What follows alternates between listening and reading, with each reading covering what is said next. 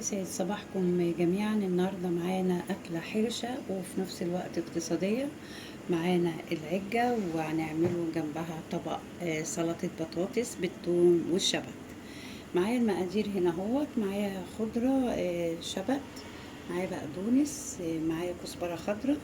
طبعا مش هحط الكمية دي كلها، على قد الكمية اللي انت هتعمليها.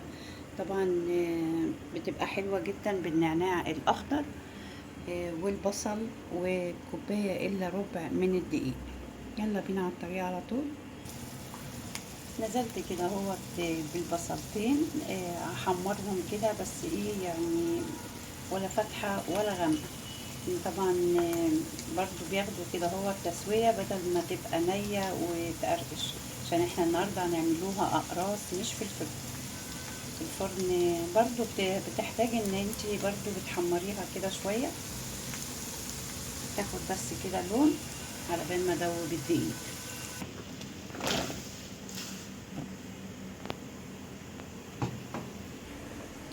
انزل كده بكوبايه الا ربع من الدقيق وبرشه ملح.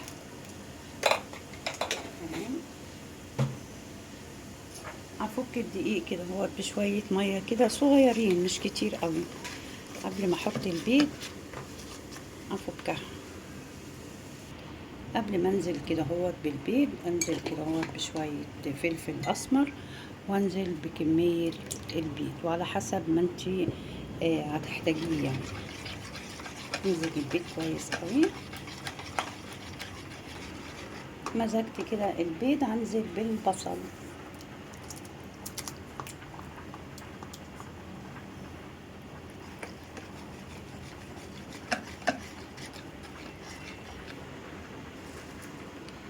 حزمة بقدونس، يعني ورقتين برضو من الشبت وورقتين من النعناع.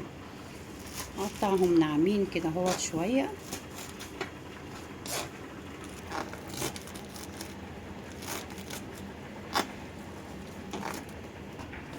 هنزل بقى كده هو بالخضرة، وكده تمام خلصت معانا تحضيرها على المقلاية بقى. نفس المقلاية بتاعت البطاطس هنزل كده هو بيها. بصل بقى. البصل. تقولي بتضحكي ليه؟ بضحك من الإحراج واللخبطة. العجة من الأكلات الجميلة، وفعلا يعني حاجة بتفتح النفس. كان زمان بيقولوا عليها أكلات الصديقة بتاعت المصروف بتاع البيت والحاجات ده. هي دلوقتي طبعا زي ما بنتي بتقول كل حاجة أصبحت مكلفة،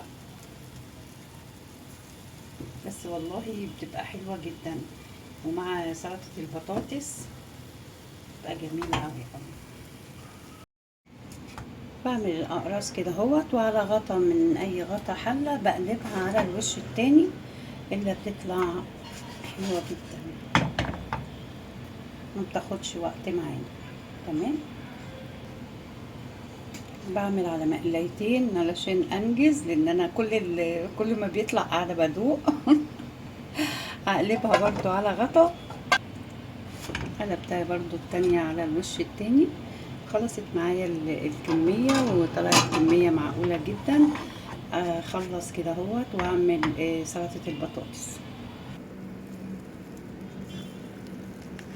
هرست كده، انزل بفص ثوم مهروس،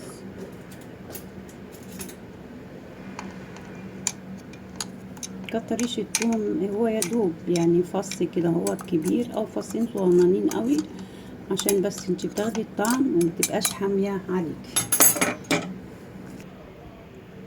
معلقة كده هو خل صغيرة. حاول كده هو اقلبها. ورقتين كده هو شبت، نزلنا بثوم وخل شوية ملح. طبق سلطة جميل ومغذي ومشبع. خلصت طبق سلطة البطاطس زي ما شفنا كده هو فص ثوم، معلقة خل، هرست البطاطس بملح بسيط، وطلع معانا احلى طبق سلطة بطاطس. وطبعا الشبت بيبقى حلو جدا وبيديله طعم جميل. عملنا كمان خلصت معانا العجة، عملناها برضو بطريقة سهلة جدا. وزي ما بقول اكلات كان بيقولوا عليها زمان كده اكلات أكلات اقتصادية. الاقتصادية.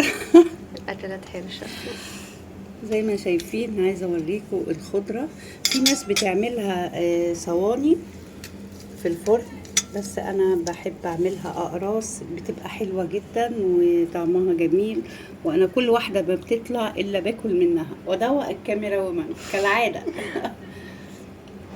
اتفضلوا معانا ويدوم عزكم. وكان معانا النهاردة العجة المصرية وطبق البطاطس بالسلطة. أشكركم جدا والسلام عليكم ورحمة الله وبركاته.